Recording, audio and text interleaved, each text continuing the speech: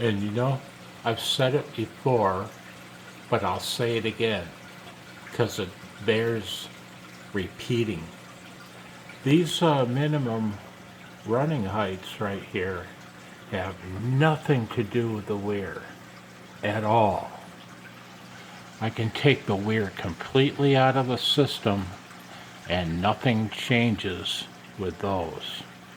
I've done that in the previous video. Those minimum run heights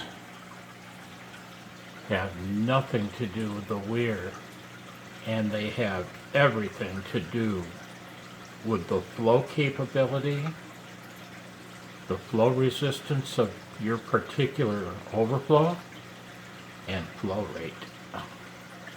That's all.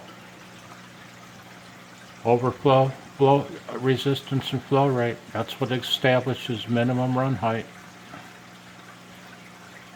not the weir.